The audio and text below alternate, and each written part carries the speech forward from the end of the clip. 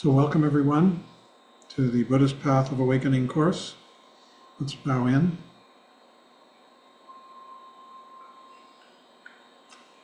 And good evening. What do you think, Michael? Should I just keep it like this, the screen, or should I make the speaker, bigger? I like seeing everyone, but Good. Okay, we'll do that. I guess we could take a poll someday. All right. So welcome everyone. And we're on chapter 11 of Francesca Fremantle's book, Luminous Emptiness. This is the luminosity of death. And we're going through part of chapter 11 into part of chapter 12, up to where it says the first day. Hold on a second, I'm going to turn off this heater, which is making noise.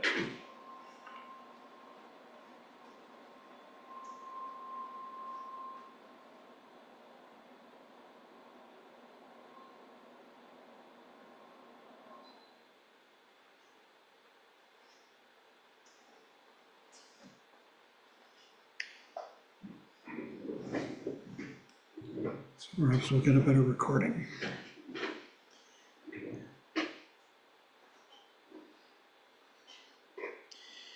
So I'm just going to go through my notes again. This is such profound material that it's worth going through multiple times. And I also recommend reading the Book of the Dead. You remember that the title, the Tibetan Book of the Dead, was created by its first Western translator, W.Y. Evans Wentz, who borrowed the title from the Egyptian canon. They had a text about dying, and it was called the Tibetan Book of the Dead. It was called, rather, the Book of the Dead. And Evans Wentz borrowed that title. He thought it would help it sell. The actual title of this book is The Great Liberation Through Hearing in the Bardo. And the Bardo, of course, is the interval, which begins with the onset of the condition that's going to end your life, and it ends with the end of your life, the Bardo of death. Bardo simply means interval, from to. There are 6 main bardos in Tibetan Buddhist teachings. There's the Bardo of this life, which begins when you're born and ends when you contract the condition that's going to take your life, kill you. And within that, there are 2 subsidiary bardos, the Bardo of meditation, which begins when you sit down to meditate and ends when you stop, and the Bardo of dreaming, of dreams. So that's 3. And then the other 3 are the Bardos of death. And the main one, or not the main one, but the first one begins at the moment that you contract the condition that is going to kill you. It's going to take your life. This is called the Bardo of dying, sometimes called the painful Bardo of dying. And in this Bardo, your body shuts down, your body and your mind, because you're dying, you're ending. The second Bardo, which we're going to be talking about quite a bit tonight, is the Bardo of reality. In Sanskrit, it's called the Bardo of Dharmata. Dharma is a word that means many different things in Sanskrit. Here you might take it to mean the teachings, truth. And ta is ness. It's a nominative, turns it into a noun. So it's the Bardo of the truth, or truthness, is the second Bardo of the Bardo of death, dying. And the third Bardo is the Bardo of becoming, it's sometimes called. It's the Bardo in which we begin to take rebirth. And it concludes when we do take rebirth. So there are these 3. We're not going to be talking about the Bardo of dying so much tonight, but we will be talking about the first 2 Bardos of the Bardo of death. So, in the Book of the Dead, and you can read this, there is a description of the Bardo of dying. And in this description, the elements, the 5 elements that go to make up our world. Now you remember, this is not physics, modern physics. This is, you might say, more poetic, symbolic description of what the world is. And the world is made up of these 5 elements: earth, water, fire, air, and space. These are really, this is a kind of truth. You don't have to look on this as being primitive, but your experience in life, you feel that everything that you are experiencing now has these 5 qualities. Earth is the quality of solidity, heaviness, here-ness, being here, and all this. Your seat, your table, your everything. And it has a quality, a color, which is associated with earth, which is yellow, because earth is all the color of fecundity and things growing. The second element is water. And water refers to the fluidity of all of this that we experience. You know, here it is, my hand moving, the words coming, the scene changing. Everything is moving with fluidity. And the third element is the element of fire, that all of this is alive with heat, with the vibrance of heat and life. And this color is red, the color of fire. And the fourth quality, so we've got earth, air, water, fluidity. Water, the color of water is blue. Fire, which is heat. And then finally, there's the quality of space, which accommodates everything.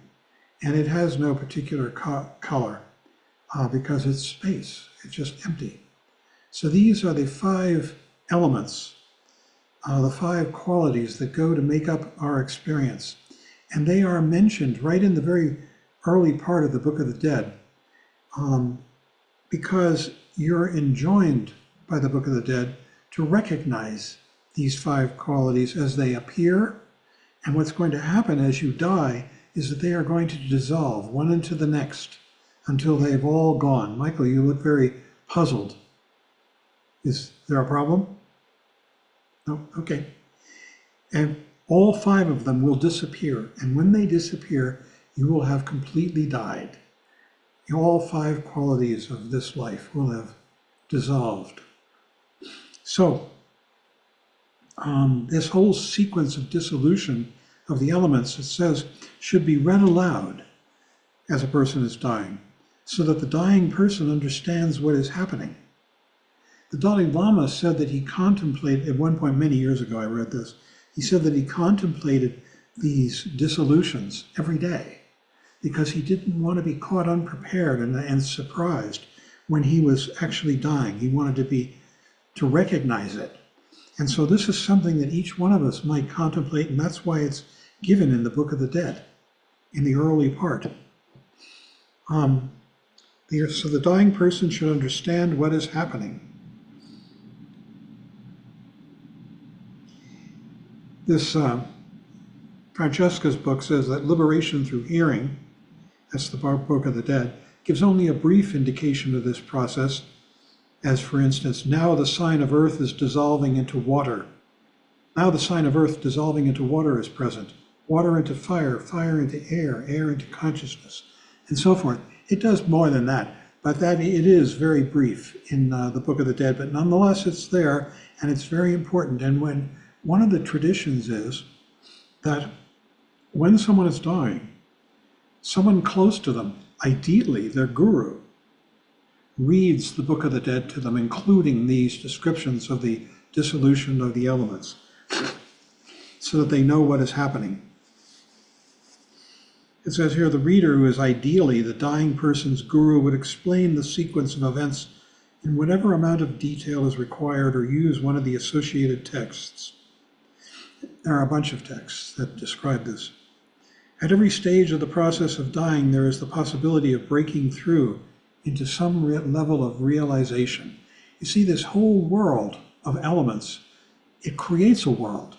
And it's the world that we live in right now, the world full of meanings, the world of what am I going to do tomorrow? How am I going to earn my living? Do I have somebody who loves me in my life? Do I have pleasure in my life? Do I have pain in my life? All these things that go to color and describe and make up our lives are dissolving in death.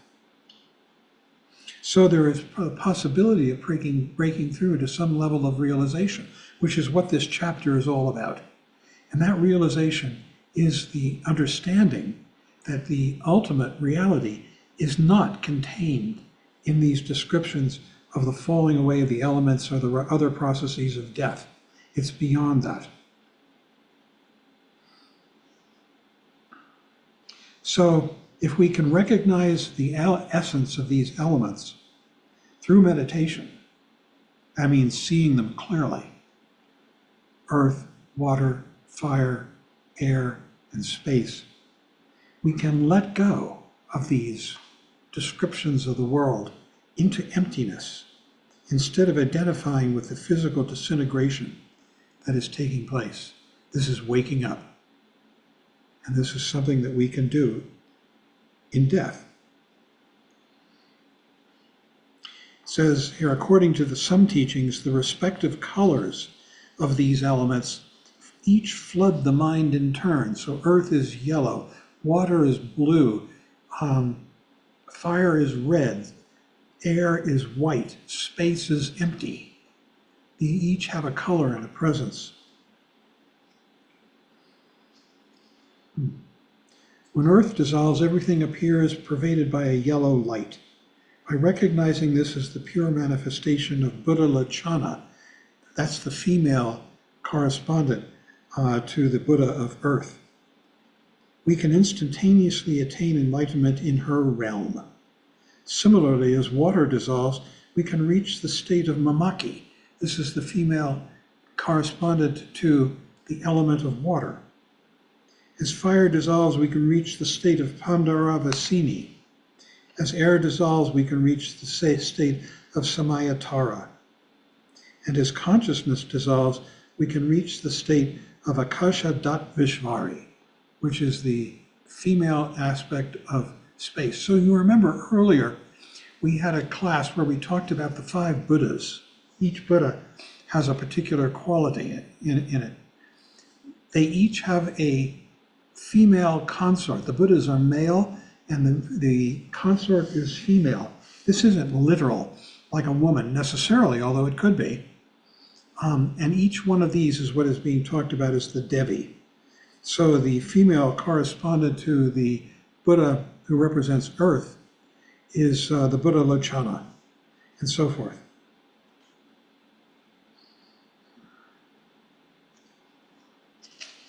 When the sequence of dissolutions is almost complete, the dying person is urged to remain fully awake and attentive. It says in the text, "O child of awakened family, do not let your thoughts wander." Then he or she is reminded to arouse the attitude of bodhicitta.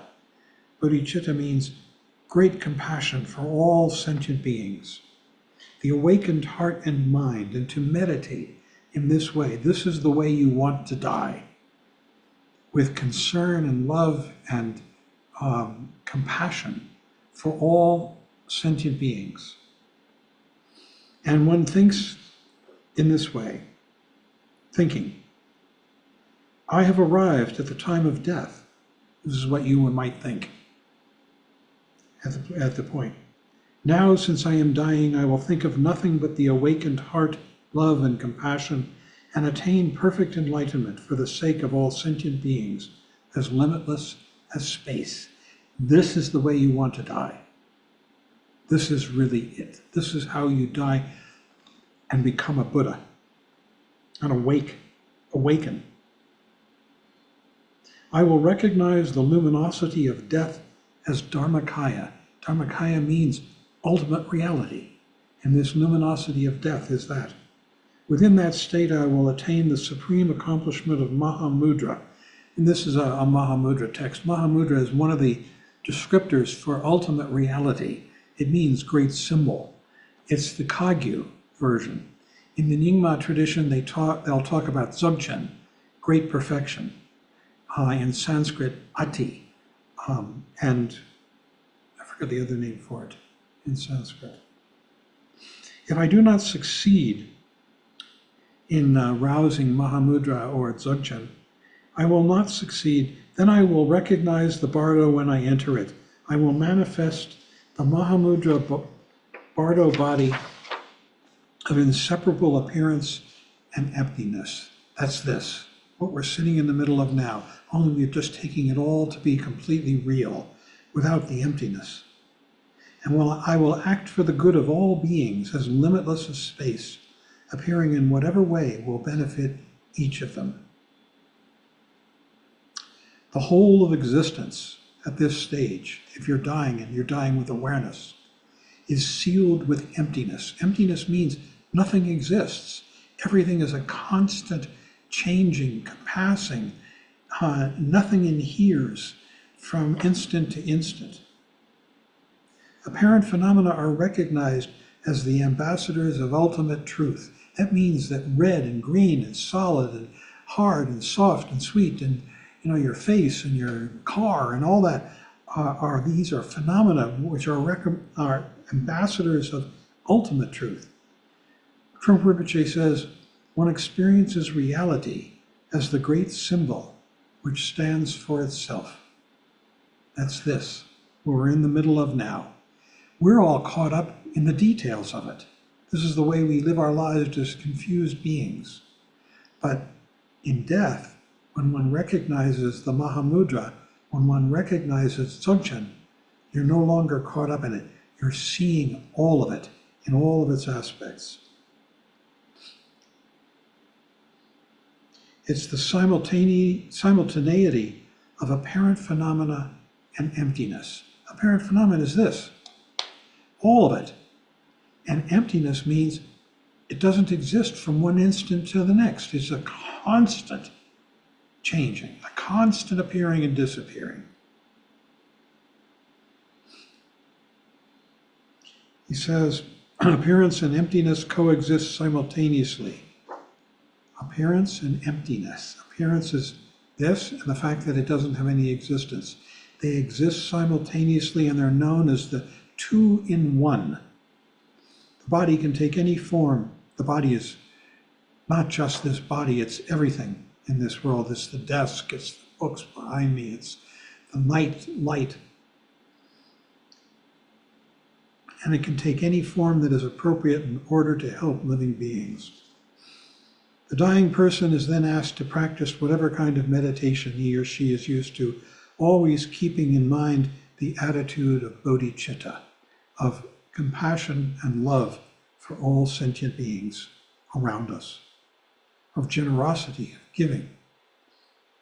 As soon as it is certain that respiration has stopped, that the breathing has stopped, the attendant, the person who's attending the dying person, should help the dying person to lie in the sleeping lion posture, lying stretched out on the right side with the head resting on the right hand.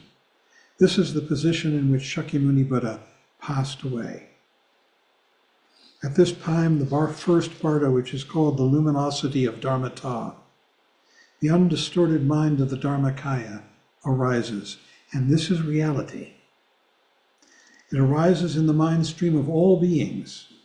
This is the interval between the ceasing of the outer breath, that's your breathing, and the inner pulsation when prana, the movement inside your body, dissolves into the avaduti, the central channel. So ordinary people call it unconsciousness. This period lasts for an uncertain length of time that you dissolve into unconsciousness, seeming unconsciousness. Generally speaking, the greater one's spiritual capacities and training in meditation, the longer it lasts. For some people, it would be maybe no more than a snap of the fingers, and boom, you're right through it. Dharmata is over, it's gone. While an average period seems to be the time it takes to eat a meal, that's what they say.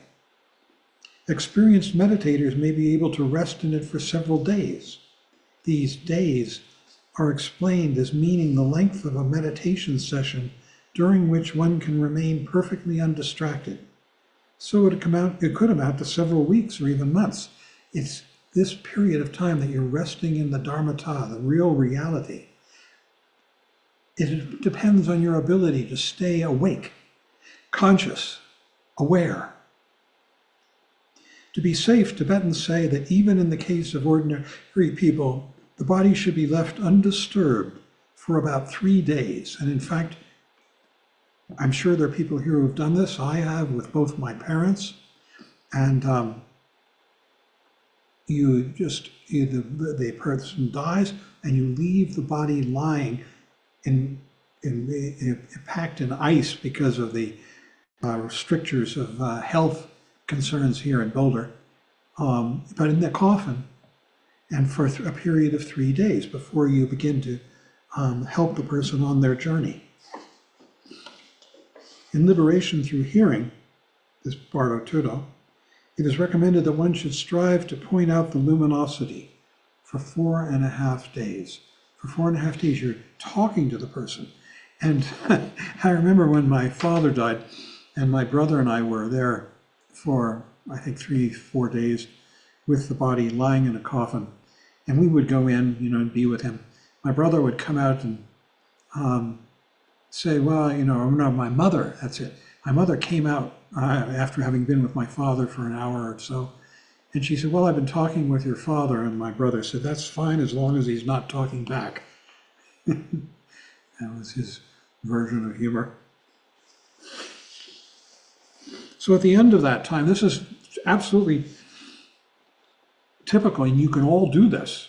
You stay with the body for 3+ days. And we packed it in dry ice because that's what the Boulder Health Department required. And then at the end of that time, you take the whole kit and caboodle, the coffin, the body, to a crematorium, and you incinerate it. You cremate the remains of the body, and we did that. We put my mother's body rested actually at what's now Karma Zong Dorje Zong, the main meditation hall in Boulder. Her coffin rested there in front of the shrine. And at the end of that time, we took her to a local crematorium and said goodbye as her coffin proceeded into the fire. And then at the end of it, you get a container of ashes, which I've still got, and I've still got some of those ashes right behind me on my shrine for both of them. Now, there's the practice of transference, which can be done. You have to learn how to do it. And what it means is that as you die, each one of us, we transfer our consciousness, our awareness from this body into a state more conducive to enlightenment, to waking up. And you get trained in it before you die, but you can't do the whole thing before you die, because if you did, you'd die. So you just take it, you are moving your awareness up your spine, up to the top of your head. In full transference, it goes out the top of the head and into the object of transference. The most common object of transference for ordinary people is Amitabha, the bodhisattva of compassion and awakening. And you go to his pure land. And the reason that you would do such a thing is because it's much more conducive to attaining enlightenment to be in Amitabha's pure land. If you're capable of it, you can go straight into enlightenment by ejecting your consciousness through the top of your head.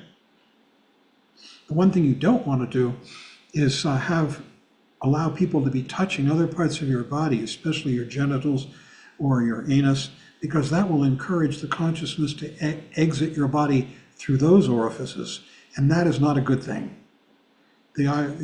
Ideally, the consciousness exits through the top of the head.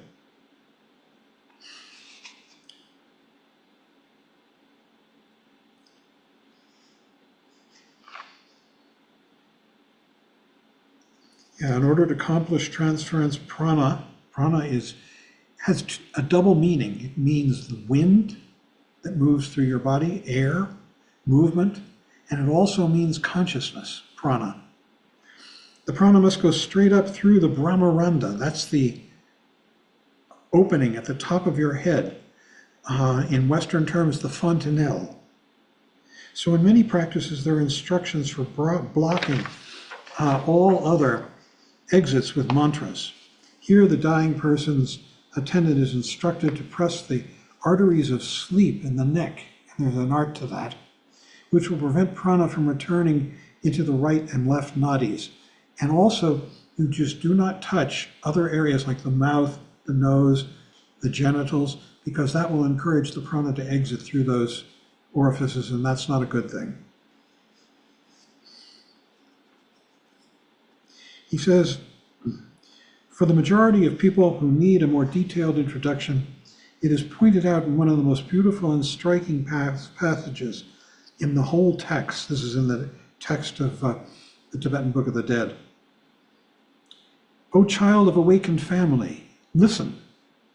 Now the pure luminosity of Dharmata is dawning. This is reality. Reality is dawning. See, we live in a world of fictions. When's dinner?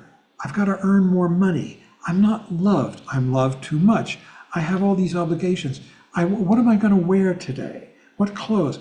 These are all fictions that we accrue and paste onto ourselves.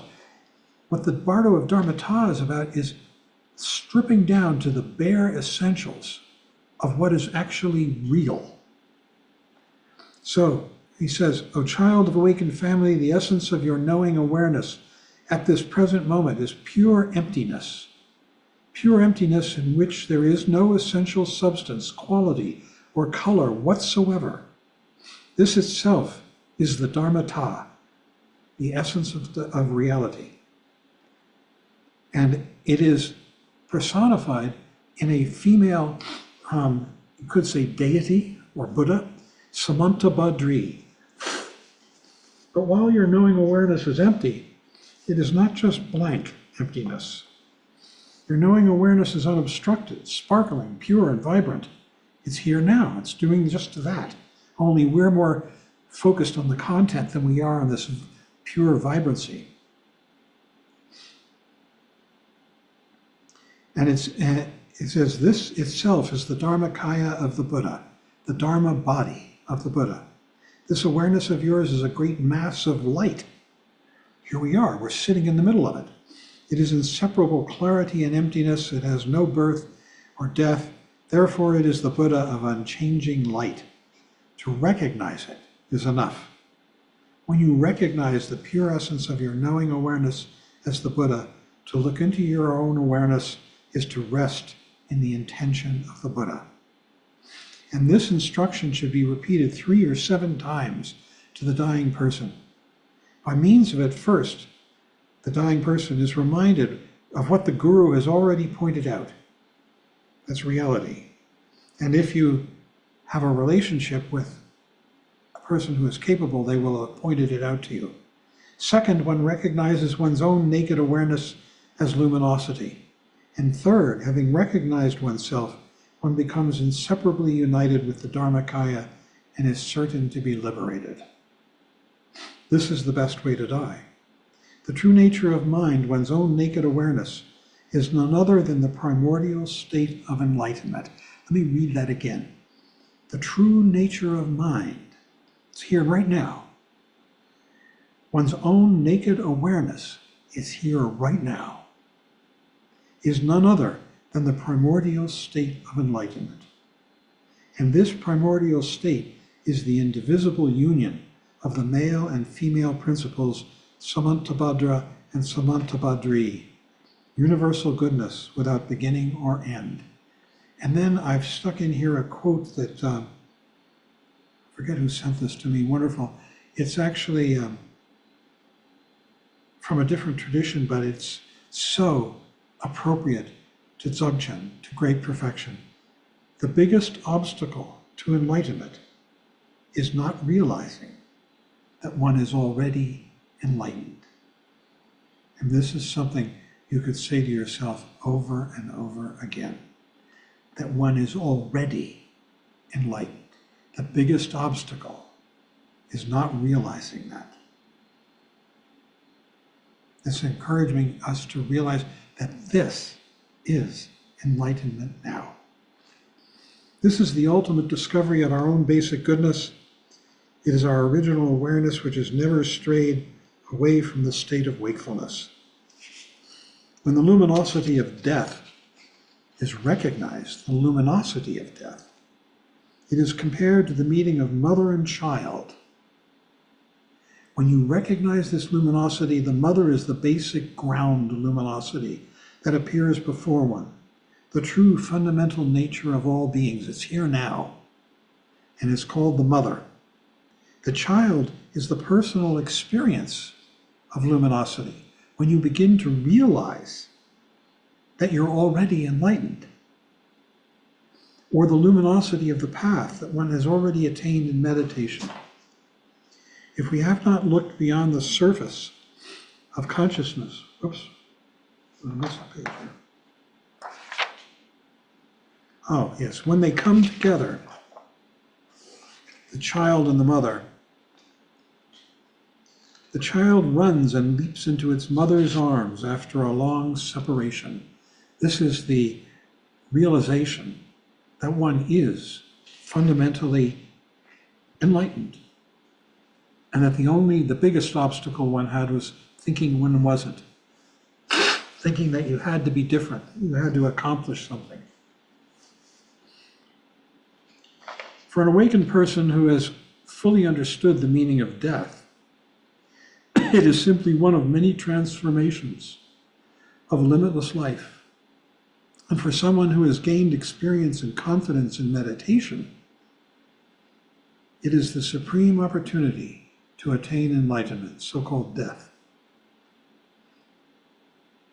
From the absolute point of view, earth, life, and death are the spontaneous play of awareness, continuously arising from and dissolving back into the primordial ground, the space of luminous emptiness.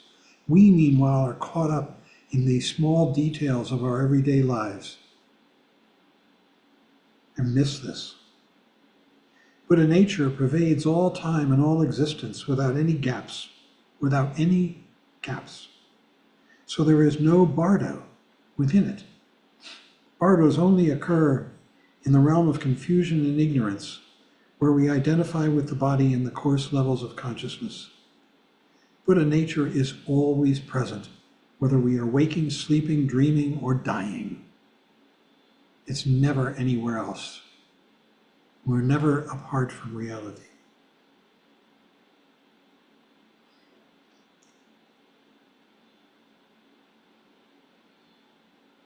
When we fall asleep or die, the fading of the outer senses and the elements means that our inner subtle awareness manifests. But because we have not become familiar with it, we experience only unconsciousness or death. From the relative point of view of our present condition, death is the most devastating event in our whole life, and it is inescapable. So although the goal is to see through the illusion of death, it's an illusion. A constant remembrance of its inevitability is one of the most powerful incentives to practice while we are still in this life and following the path, so that we recognize it as it's happening and let it go and rest in awareness. The four thoughts that transform the mind are the four reminders. Joyful to have such a human birth, difficult to find, free and well-favored, but death is real, comes without warning, this body will be a corpse, unalterable are the laws of karma, cause and effect cannot be escaped. Samsara is an ocean of suffering, unendurable, unbearably intense. And these four thoughts that transform the mind, or the four reminders, they're a Mahayana teaching that is meditated upon again and again for this purpose. Joyful to have such a human birth, unbearably intense, all the way through, to remind ourselves that we're so fortunate. Strange it may seem, although this grasping ego is really nothing, this grasping ego that says, oh, I've got to get better. Oh, I've got to achieve enlightenment. Oh, I've got to save myself. It's nothing but a cause of grief, this ego. Sorrow, telling ourselves that we're not there. It is extremely hard to let go of it. That's the irony. Its departure is a terrifying prospect because there is the illusion of someone there hoping to survive. Nobody survives. There is no one here. But enlightenment means the death of ego. The person you want to become enlightened will no longer be there. As Trungpa Rinpoche said, and this is so, you could put this on your refrigerator or engrave it on your glasses. You can't attend your own funeral. That's not possible. Since the whole of the Buddhist teaching centers on this predicament, everything it contains is relevant to the time of death. And we've still got a bit of time. If we have gained no depth or stability in meditation, we shall be unable to remain focused and aware during the process of dying. This is why we practice, so that we can remain here, now, focused, aware, while we die, watching it. If we have never understood the truth of impermanence, everything is impermanent. It's so important to realize that absolutely everything in our lives is changing instant by instant. This is so deep. When death comes, if we haven't realized the truth of impermanence, we will cling desperately to our old life. Can't do it. Gotta let it go. If we have no confidence in the basic goodness of our mind, we shall be unable to let go into open space. I just want to tell you, I'm studying, my practice now is Dzogchen, and I'm studying a text. It's a really ultimate Dzogchen text. It's called the Chetsen Nyingtig, the hard essence of Chetsen Sengi Wangchuk, is what that means. And he emphasizes again and again and again the awareness of death as it is happening. He said, here it says, if we have not looked beyond the surface of consciousness, we shall not recognize the luminous nature of mind when it is laid bare. And that's what happens in death. So whatever practice we have done and whatever insight we have gained should therefore be applied at the time of death. Awake, awareness, here and now. It's going to come to all of us in a minute. We think, oh, it's a long way off. It can come at any moment.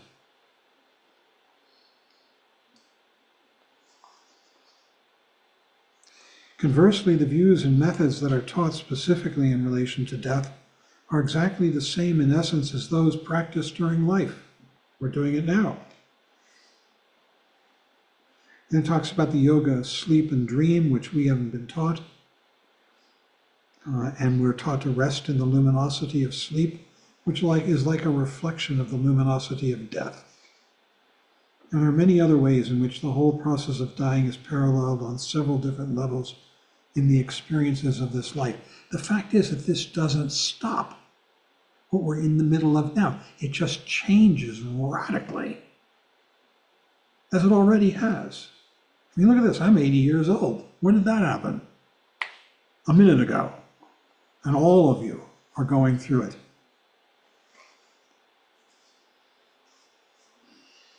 Among the 6 bardos, the characteristic of the bardo of dying is the dissolution process. It has a particular emotional quality of dread and panic at the disintegration of everything we are and the loss of everything we know. And we've all experienced this in the disintegration and loss of things that we cherish in this life. And we haven't been able to stop them. This same feeling can strike whenever we undergo some unexpected shock or receive devastating news. that causes a horrible kind of sinking sensation, as though the ground is opening up beneath our feet. At all costs, we wish we could go back to the moment before and keep the world just as it used to be, but the tighter we hold on, the worse it gets. Letting go is the only remedy. Letting go into freedom, letting go into looseness, letting go into life. Here again, the attitudes developed through practice will provide the motivation and presence of mind to allow us to let go. We have to do it constantly. And each one of us has our own particular ways of holding on. You can sit down and write essays on how we hold on and how we might let go. Less dramatically, we also experience the fear of annihilation and loss on a small scale whenever we recognize that a certain period of our life has come to an end. Your marriage, your business, your love affair, your friendship, your relationship with your children, all of these things come to an end. It's always painful to let go of something with which we identify. There can be a real sense of loss. Deep down, we often do not really want to change our habits, our reactions, and our behavior. Even if we dislike them and know that they cause pain to others, we think, that's what I am. They are part of the pattern of our sense of self, and to let go of them is like the dying process. So we experience dying in small scales at all the time in our lives. We live in this constructed world right now, which is very artificial, which is very different than what it was 10 years ago. And that is what is going to disappear as we die. Yet we can't avoid letting go, for death occurs at every moment. The process of dissolving from coarse to subtle, followed by the reverse evolution from subtle to coarse, is taking place within us all the time. Occasionally, we may be able to catch a fleeting glimpse of it as we fall asleep or awaken from a dream, but normally we are completely unaware of the subtle basis of consciousness and remain totally identified with its superficial manifestations of holding on, of solidity.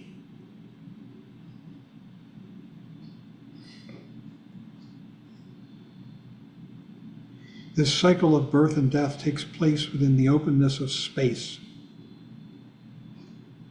Underlying the appearances that arise and pass away is dharmata, the true nature of phenomena, which is open and empty like space. If we let go into space as each thought, emotion, and experience dies, then the karmic chain reaction is interrupted.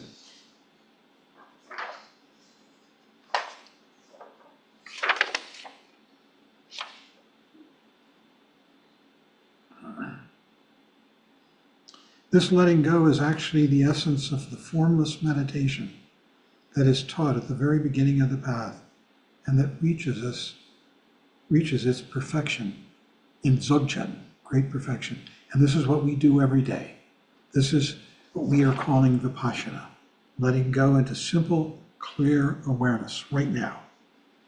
This is the letting go of ego that we're being enjoined to do. That's going to happen to us anyhow. And if we continue to hold on, it's just a dream and we'll be lost in that dream. When meditation is described as letting go into space, this is not just a fanciful image. It really is like consciousness dissolving into space at death. If we could practice it fully and completely, no other method would be necessary. We would live our lives in freedom from the limitations of samsara and die without any fear, like a child running joyfully into its mother's arms. And that's the image again, there it is, a child running joyfully into its mother's arms. So, the great central section of the liberation through hearing is the description of the bardo of Dharmata, which originates from the visionary experiences that arise during Ati Yoga practice of the surpassing stage, Tugel. In the Nyingma tradition, there are two final practices. One of them is called cutting through, Trekchet, and it means that you just cut the samsaric thought patterns into complete awareness, here and now. Bang! Like that. Check. The other practice is called Tugel, which means leaping over some ways. It's hard to describe. But basically what Tugel is you begin to see this world very differently. Right now we see it as being an ordinary world through which I'm going to move and make dinner and go to sleep and watch television and all that stuff. But in Tugel, you begin to see that this world is holy, that all of the experiences and personifications of this world are personifications of enlightenment. And there are basically two kinds of, well, three that you perceive in Tugel. And in Tugel, what happens is you actually see the Dharmata very, very vividly. And it has three aspects. One is the wrathful deities, which are these very colorful, wrathful images that wake us up through wrath, through fear, through shock, through sudden unpleasant happenings. The other are the peaceful deities, which we actually see them, Buddhas, in the Bardo of Dharmata. When you die, you enter this, if you've developed this ability to do this, to enter the Bardo of Dharmata, you'll see these Buddhas, and the Buddhas are even harder to look at than the wrathful deities because they are so intensely pure and awake. It's like they burn your eyes. And the third aspect of the Bardo of Dharmata is you see the 6 realms of samsara. And these are easy to look at. The light that comes from them is soft, warm, enticing. And you want to resist it. Because if you go to it, you will be sucked into samsara and go through that whole process again. The hardest thing is to be there, present, awake with the bardos, the deities of reality, the peaceful Buddhas. They're the hardest to look at. Although the wrathful ones are the most fun. There's one on the wall behind me here.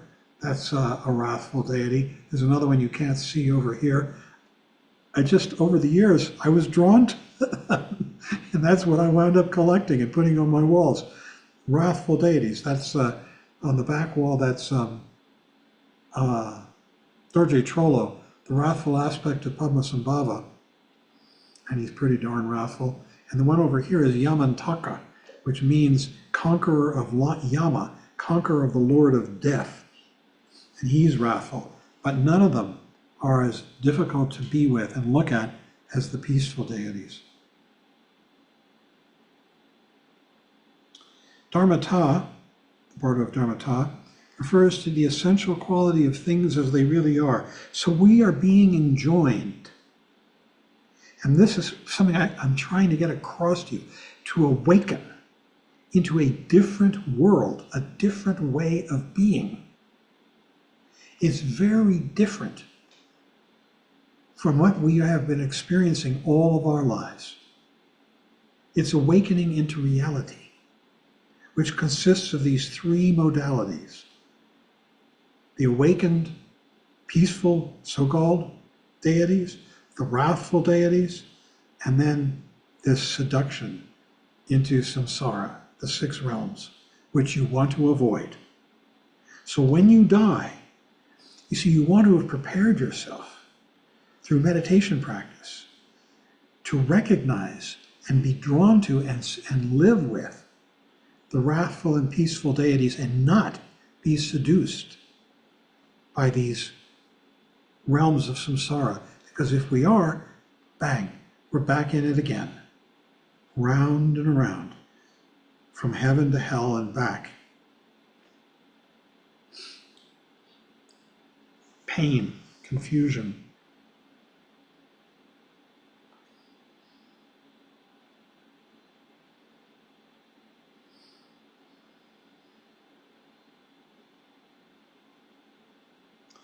He says, from out of that luminosity of Dharmata, remember? Dharmata means the very essence of Dharma. The appearances of the bardo of Dharmata arise. Sound, colors, rays of light. The rainbow colors form the body of the deities. The sounds are the mantra speech of the deities. And the rays of light are primordial knowledge, the minds of the deities. Another way of putting it is that Dharmakaya manifests as Sambhogakaya. Sambhogakaya is the way of communicating with us. The mind absorbed in the luminosity of death was identified as Dharmakaya, the inseparable union of Samantabhadra and Samantabhadri. This is space and luminosity. Samantabhadra and Samantabhadri, the ultimate realities. This is the state of primordial purity. Kadak, it's called. There's a word that you should memorize. Kadak. It's Tibetan. It means primordially pure. Reality is Kadak. It is primordially pure, in which samsara and nirvana, birth and death, our self and other, have never existed. They have never been in Kadak, in reality. Purity has a special meaning in the Tantras. It points to the original, essential, inherent nature of everything. It is like a mirror that is never affected by the images it reflects, this purity, or by the dirt that gathers on its surface.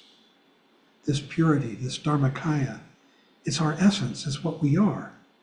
When it is said, for instance, that the purified elements are the Devis and the purified skandhas are the Buddhas, it means they have never really been anything else.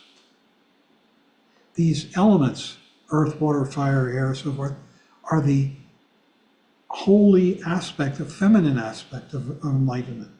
The skandhas are the holy masculine aspect. So all the 5 skandhas that we've learned of ego.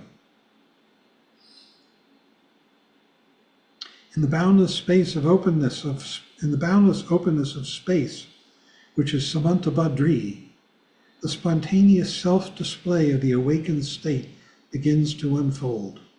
Non-dual awareness, recognizing whatever appears as its own nature, is Samantabhadra, the primordial awakened state.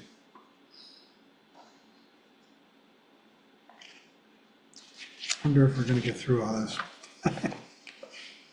There's so much here.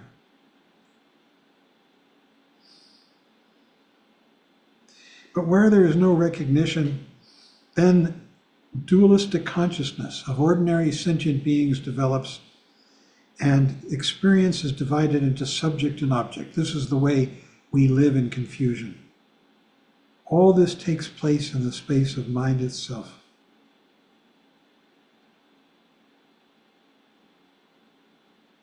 It's taking place in our own mind, this division into subject and object. Confusion. According to the Dzogchen teachings, the bardo of Dharmata unfolds in a further series of 4 dissolutions. This happens when you begin to develop tugel, the ability to see reality. The first experience is that you stare into space. You might look just to the right or left of the sun in the sky so that you don't burn your eyes. And in that space, you will see circles appearing. These circles are not, what do they call them? The traces that you see in your eyes. I'm missing there's a term when you see things floating, floaters. They're not floaters. These are actual circles. They're bindus. And at first, they're just very small. and very, very slightly colored. This is the first stage. In the second stage, they begin to grow, these bindus, and they begin to take on more colors, and you begin to see figures in them. Kurt, wake up. There you go. You want to hear about bindus. Bindus are reality, but we don't see them normally because we're so involved in concepts. And when we do this practice of Tegel, which is quite difficult, you have to assume certain postures. There are the basic Tegel postures, which involve arranging your body in a particular way. I can't do them anymore because I've got lymphedema in my legs, and I can't bend my legs in the way that they need to be bent. I might be able to get into one of the postures. And when you do, you see these bindus, these circles, and in the second stage, they just appear and they're beginning to have color and little shapes within them. And in the third stage, they're growing and they turn into mandalas. And you see the Buddha figures inside them. And in the fourth stage, they dissolve. These are the 4 stages of Tegel practice, the ultimate practice, really. It says, I'll just read you a little bit from here. It says, when all the forms of the deities dissolve into knowledge, the very essence of the Buddhas, this knowledge manifests as penetrating rays of light shining out from the hearts of the Buddhas into one's own heart and expanding into a brilliant array of sheets and spheres of light. And in the 4th stage of Tegel, the rays of knowledge dissolve into the 8 gates of spontaneous existence.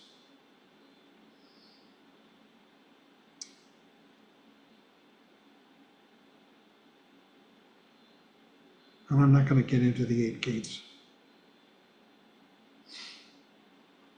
Either one is liberated by recognizing these visions as the manifestations of one's own mind, or one drifts on into the bardo of, she calls it existence.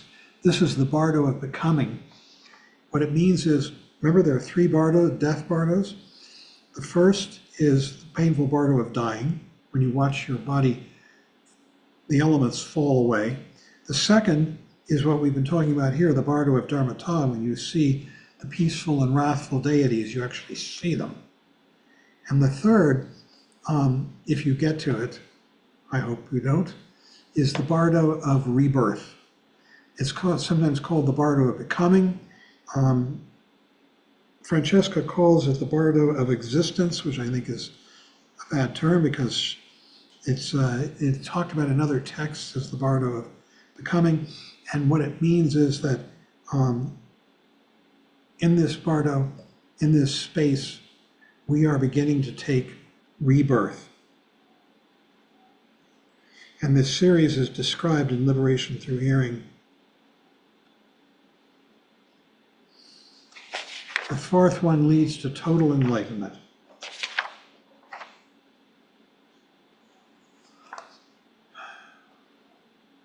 And if we miss this, then you move into the bardo of becoming.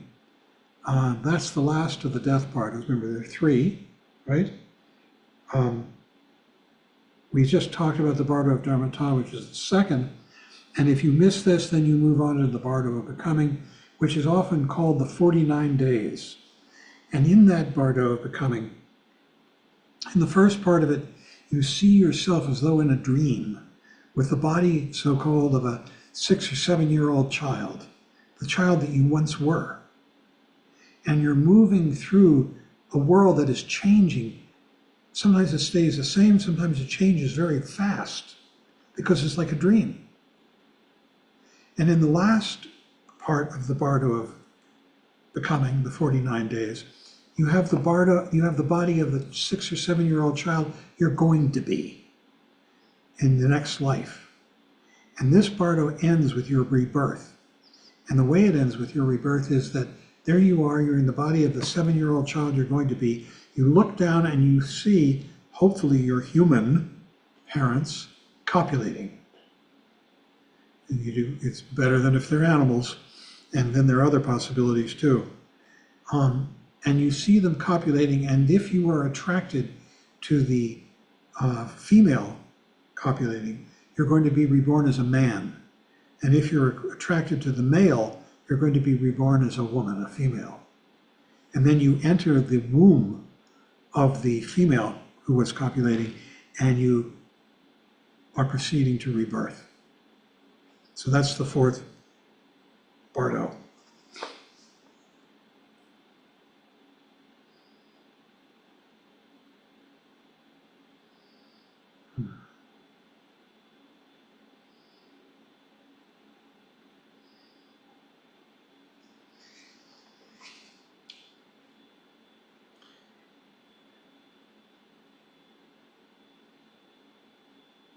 He says, the text says,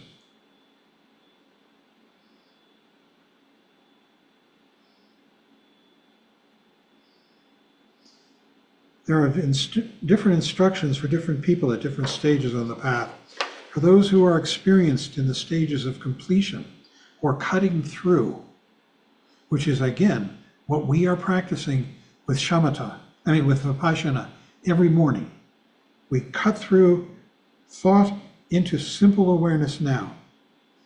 When that's, for those people who are accomplished in that, only the simple instruction to recognize is repeated, because in these practices one penetrates directly to the essence of reality with minimal use of imagery.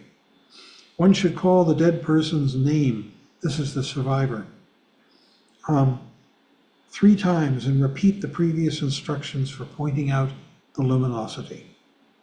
Those who are practicing creation stage practices, there are a few people here who are doing Vajrayogini practice. This is creation stage. You are visualizing yourself as a enlightened being, Vajrayogini. So those who were practicing creation stage, and there are many creation stage practices, should be reminded of their particular practice.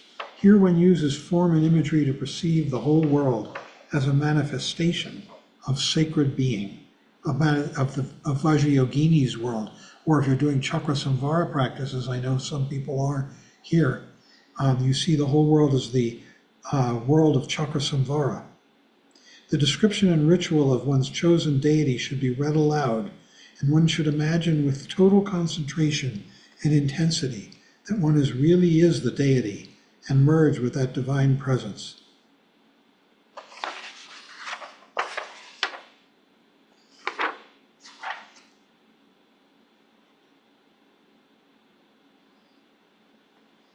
The deity isn't visualized as a solid, substantial form, but is made of light, ephemeral, illusory, like the moon reflected in water.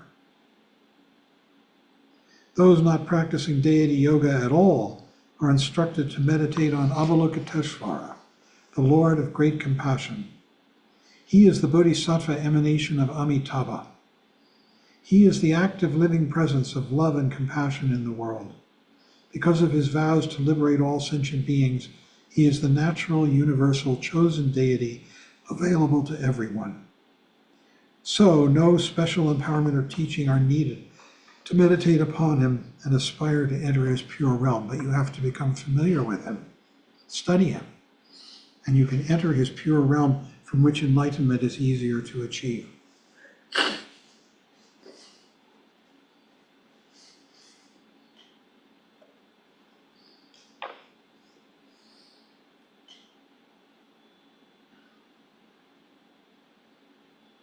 Then the text goes into recognizing the bardo of becoming, 49 days, and suddenly awakening from the unconsciousness of death brings with it an enormous sense of confusion, uncertainty, and fear. This is the stage of rebirth.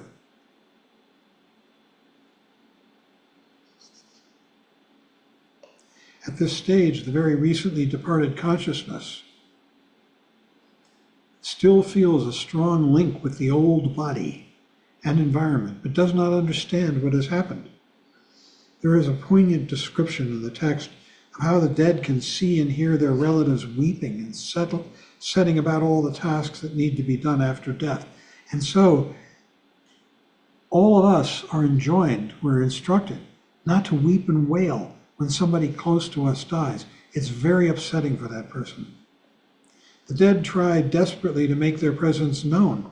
They can see us, the living people, but they cannot be seen or heard because they're dead. So they go away in despair.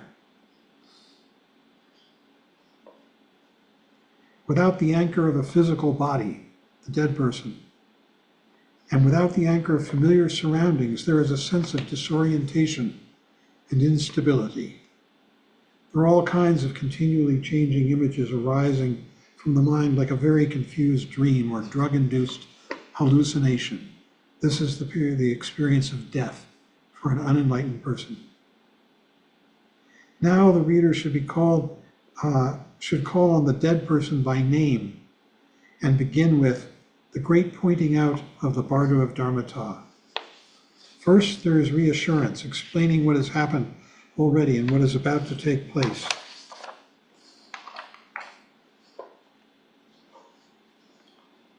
The dying person is reminded that they are not alone, that death comes to everyone and it is impossible to remain in this life, however much they may long to do so. Fear and bewilderment for the dying person are the predominant emotions in this bardo. So the most important thing that you and I can do as survivors is to convey a sense of confidence. Love, confidence, ease, friendship, all of that.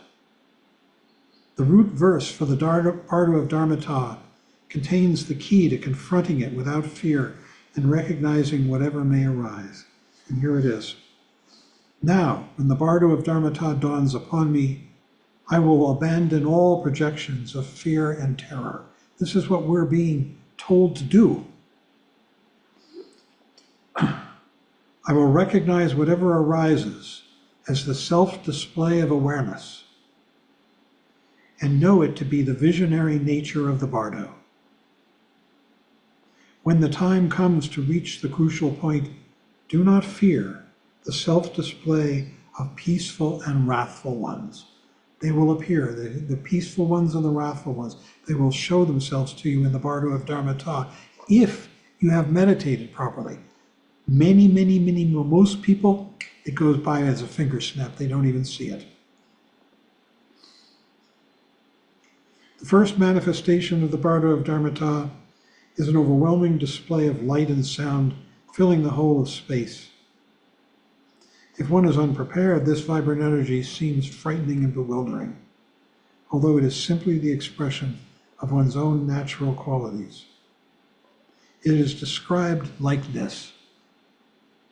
O child of awakened family, when your mind and body separate, the Dharmata will appear pure and clear, yet hard to discern, luminous and brilliant, with terrifying brightness, shimmering like a mirage on a plain in spring. This is what, if you have practiced during your lifetime, and all of you are practicing, you may well experience this. Do not be afraid of it. Do not be bewildered. This is the natural radiance of your own Dharmata. So recognize it. A great roar of thunder will come from within the light, the natural sound of Dharmata like 1,000 thunderclaps simultaneously. So we're being enjoined to be brave, to enjoy this. You have what is called a mental body of karmic imprints. You have no physical body at this point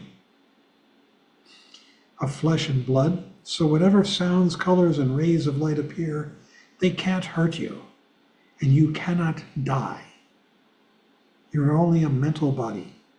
It is simply enough to recognize them as your own self-display and know this to be the bardo. O child of awakened family, if you do not recognize them in this way as your self-display, and if you have not met with this teaching, then in spite of whatever meditation practice you have done during your life, the colored lights will frighten you, the sounds will bewilder you, and the rays of light will terrify you. If you don't understand this, the essential points of the teaching, You will not recognize the sounds, lights, and rays, and you will wander on in samsara. Trungpa Rinpoche points out this kind of hallucinatory experience can occur during our life, although not to such an extreme extent. There is a basically desolate quality, loneliness and flickering. It comes from the fear of emptiness, the fear of losing oneself and becoming absorbed into the visions of the awakened state. That sudden glimpse of egolessness brings a kind of shakiness. So we are being given a description of what's going to happen or what can happen as we actually die, as each one of us will, as hard to believe as it is.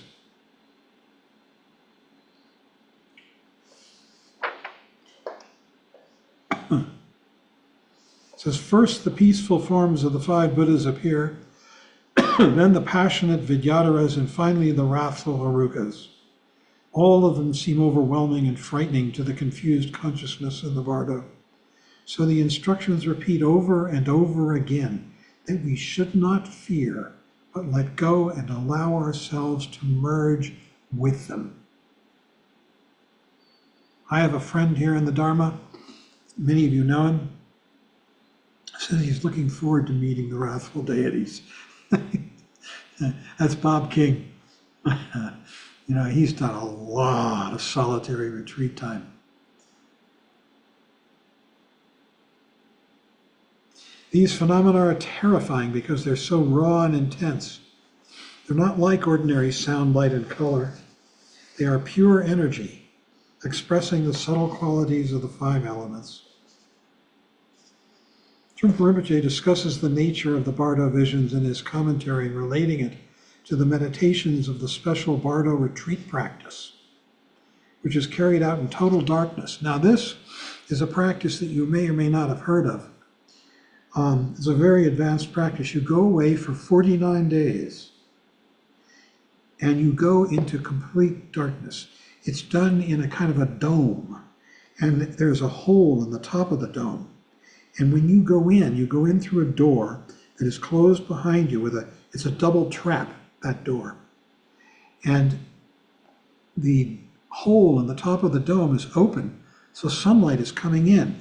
But at night, as the sun goes down, that hole is covered over, and you are in total darkness now for 49 days. Meals are given to you through this trap, which is, the person bringing the meal opens the front door, puts the food in, closes the front door, you hear it, you open the back door, take the food out. No light escapes. So for 49 days, this is called the bardo retreat. If you ever do this, I've never done it. In fact, I'm not sure if I even know anybody who has. Do you, Michael? I mean, it's an ultimate practice. Sounds ultimately scary to me.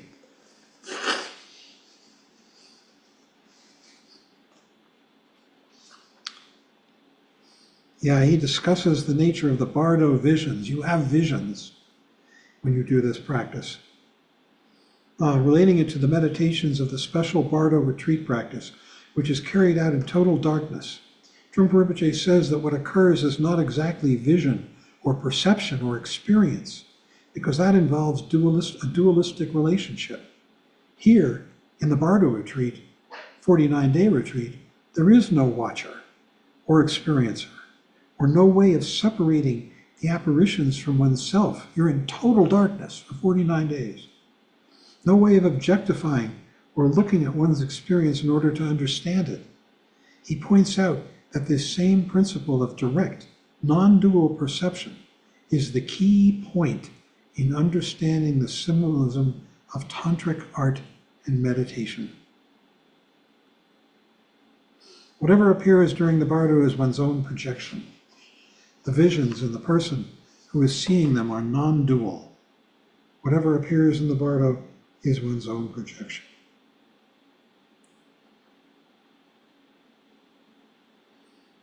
The problem occurs, it says, the problem occurs because we tend to think of the ordinary individual ego, me, as the projector. But the deities that appear in this the Bardo retreat are the manifestations of our original awakened nature, which transcends individuality. They are universal realities. When the coarse elements and skandhas dissolve, the innate deities are revealed. This is in the Bardo retreat. They are naturally present without any effort on our part. This is called spontaneous existence or spontaneous presence. The deities are not psychological. They are created by meditation. They are our true nature, but through countless lives of wandering in samsara, we have lost sight of that nature. These are not symbols of abstract ideas, but they are reality itself, these deities that appear. Oops, we're almost finished. They are the living presence of enlightenment, not ideals of enlightenment. They are what we really are, but they are far more real than we are in our present state. Rinpoche goes on to say, Trungpa Rinpoche, in order to perceive these visions properly, the perceiver cannot have fundamental centralized ego. Fundamental ego in this case is that which causes one to meditate or perceive something.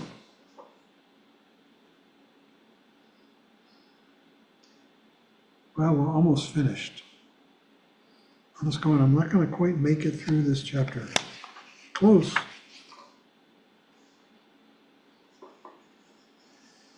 So the yogin or yogini who is engaged in this retreat, 49 days, and has reached the stable experience of emptiness. But in the Bardo, we still grasp at the existence of ego, or we would not be there at all. So the deities seem to appear before us as external visions. As soon as we perceive them as separate from ourselves, we react with passion or aggression or fear. And when we turn them into the objects of our emotions, they become our own projections. So the true nature of mind during the Bardo of dying, that's what we're experiencing. And there's a phrase from a text called the 100 Homages, which says, primordial Buddha, whose body is changeless light, pure transcendent knowledge, father of all Buddhas, the color of the sky, seated in meditation posture, homage to Samantabhadra, the Dharmakaya, the mother who gives birth to all the Buddhas of the three times, white like pure stainless crystal of Dharmadhatu, joyfully embracing the Father with great bliss. Homage to Samantabhadri, the great mother. So when you see reference to the male and female Buddhas or deities, really what this is not sort of lovers as much as it is father and mother. Whenever you see male, female, the female is the mother, the male is the father, and they are producing sentient beings. This applies to the male and female principles in general wherever they may appear, not just to Samantabhadra and Samantabhadri. They are the parents of enlightenment. Together they produce bodhicitta, the awakened mind. She is space, dhatu, emptiness, shunyata, from which all phenomena arise. He is the complementary masculine principle, non-dual transcendent knowledge, jnana, spontaneously rising from the open space, flowing through and pervading it. They are the indivisibility of appearance and emptiness, bliss and emptiness, relative and ultimate truth. These are the fundamental principles of our being.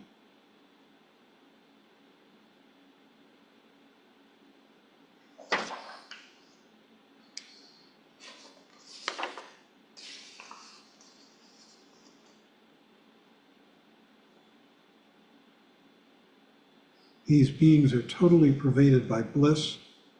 The union they produce is ecstatic bliss, the very essence of enlightenment.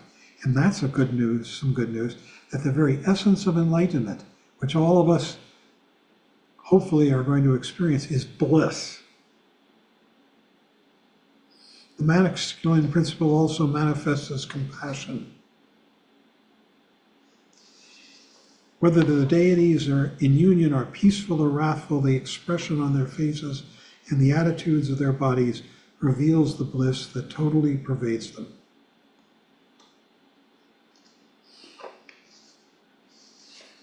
And I think we're almost there. Yep, 2 minutes left.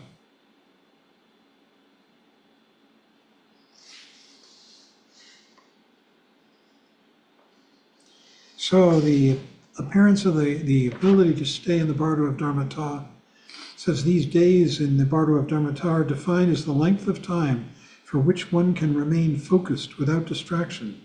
So for most of us, they may be as fleeting as a passing thought. The type of energy that dominates us is the one we are most likely to notice and respond to in the Bardo. Even in ordinary life, we may find that very strong emotions, such as passion or anger, can arouse us to a peak of intensity, or a gap suddenly opens up. This is the essence of the Bardo experience, that peak of intensity, the gap.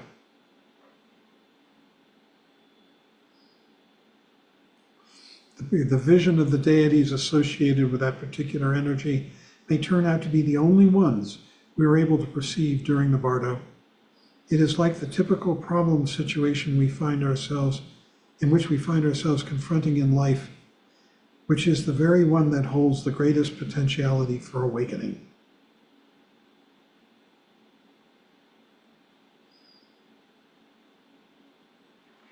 So I'm going to stop there. I think if we've communicated the extraordinary otherness of this experience, the Bardo of Dharmata, which many people will just blip through, not even notice. But if we can, it's the Bardo of reality, and we'll see all of this. So it's 7 o'clock. I guess we'll reserve questions and discussion for tomorrow. This is really profound stuff, and I'm hoping you're going to study it some more. The Bardo of Dharmata. It's really a picture of the true world, this world, as it really is, but which we don't see because we are so mired in samsara, the 6 realms, God realm, hell realm, all the rest. Okay, shall we do the closing chants?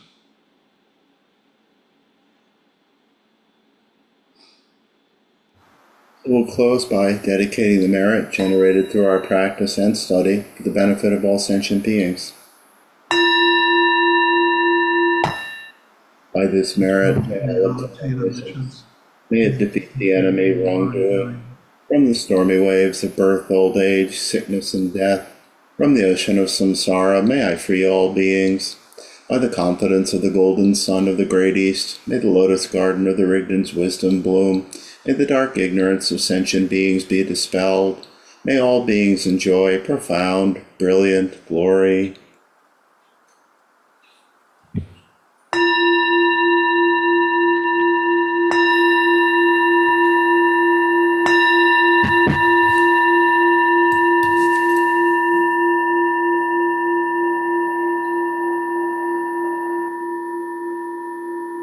Thanks, everyone. This is an introduction. I hope you're going to go much further. Me too. Thank you. Thanks, John. Thank you, John. Michael and everybody. Thank you. Good night. Good night. Thank you. Thank you, John. Hi, Kimberly. Hey. Randy there? Randy present? Bye, everyone. Hey, Randy. Good night. Good night, everyone. Bye. Bye. It was great, John. See you tomorrow. I'm sorry, what? That was great. See you tomorrow. Was it? Do you think so? Yeah, it was very clear. And I think it was helpful we should probably stop the recording. But I think it's good that we went over all the Let's materials. stop the recording. Hold on a sec.